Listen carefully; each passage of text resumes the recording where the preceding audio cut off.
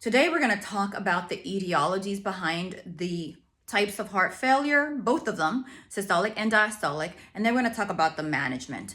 Now, the thing about heart failure is you're not going to meet somebody who has heart failure as like their only diagnosis. That's because heart failure is basically a compensatory mechanism that is now worn out because of some chronic condition, some chronic stressor on the heart, and the heart has compensated for a while, but now it's worn out and now it's in failure. So in the last video, I was talking about hypertension causing diastolic heart failure. You can meet somebody who's got hypertension by itself, and that's their only issue.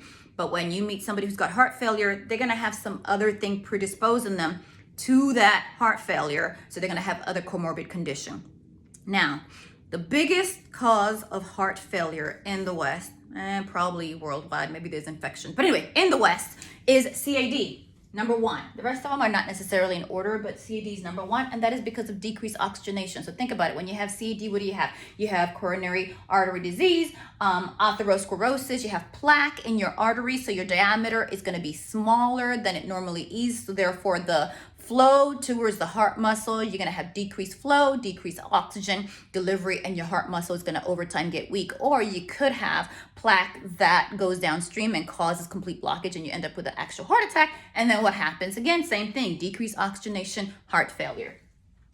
Hypertension, talked about that with diastolic heart failure. It can also be a cause of systolic heart failure. Arrhythmias can be a cause of heart failure. Thyrotoxicosis, increased thyroid hormone in your system. Your heart is just beating 100 miles an hour, and over time it's just going to get worn out and you can end up in heart failure. Lung disease, mechanism behind that is decreased oxygen levels, leading to heart failure. So this typically ends up causing right-sided heart failure, but that is a cause of heart failure.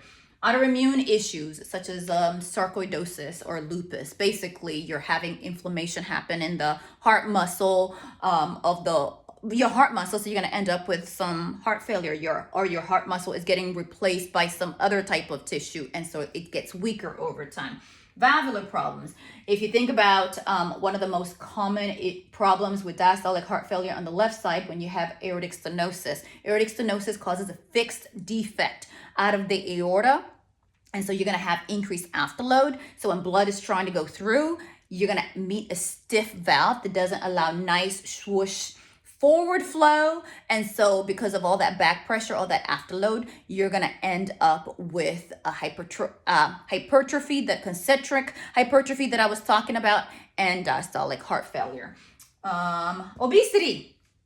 Okay, so when your body is larger, just think about it. You have to have more cardiac output to supply that larger body. Obviously, somebody who's like me has a lower cardiac output than somebody who's, say, 300 pounds, because now you have to have extra blood vessels coursing to the end of the tissues in order to supply oxygen to all the necessary tissues, and you're going to end up stressing your heart out, and you're going to end up with heart failure. And that one is also actually quite tied with OSA, which is part of this lung disease that can lead to right-sided heart failure. These are more the chronic issues. These are not all encompassing. I'm sure there's things here that I did not mention, but these are some of the common ones. If we're talking about acute etiologies, these are some of the acute ones that I can think about. Sepsis, septic shock can be an acute cause of heart failure.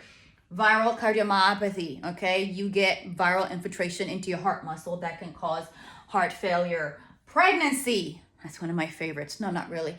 Pregnancy can cause heart failure. What happens is during pregnancy, you have an increased blood volume, obviously to supply the placenta and the baby.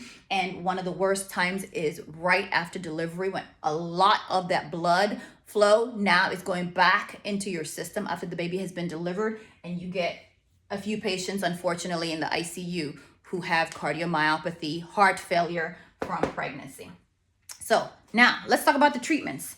As far as the treatments for diastolic heart failure versus systolic heart failure, they're pretty similar because the symptoms basically end up being pretty similar. Even though one is more of a pressure situation and one is more of a volume situation, the treatments, because of the end results of the symptoms, end up being very similar except for like one caveat.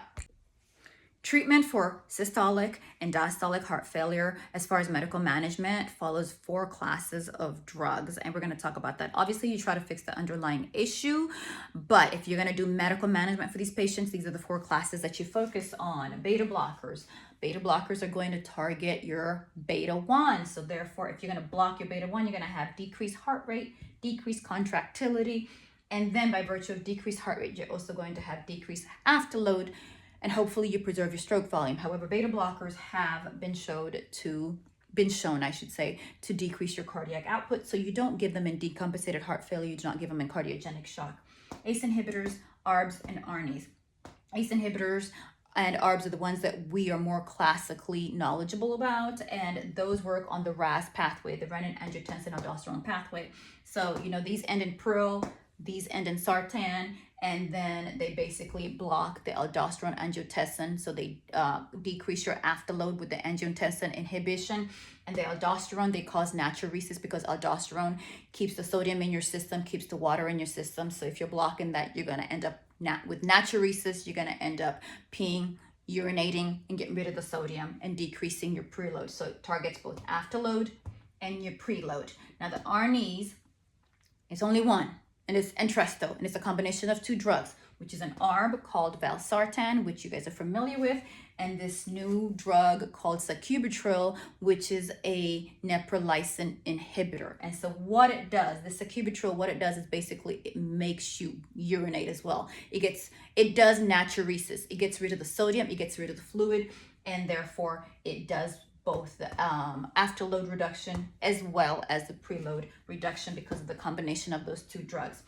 And then as far as the mineralocorticoid receptor antagonism, we're going to use spironolactone or adactone, and we're going to get rid of all the mineralocorticosteroids that hold on to salt and hold on to water, and then we're getting rid of the preload. We're basically diuresing you.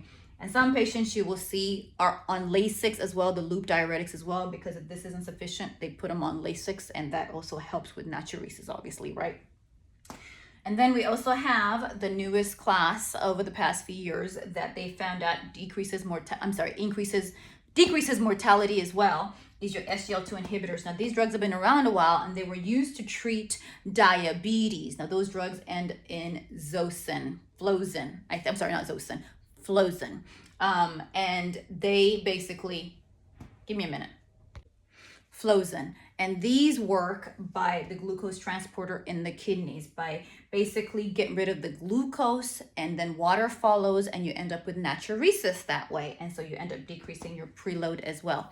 Now, you do have to be careful with these drugs because even though they're diabetic medications, they do cause what's called euglycemic DKA. So in your type 1 diabetics, these drugs are contraindicated. And in patients who have type 2 diabetes, who've had a previous history of DKA, these drugs are also contraindicated. So these are all goal-directed therapy, which has been shown to decrease mortality in your heart failure patients. And this is what we use.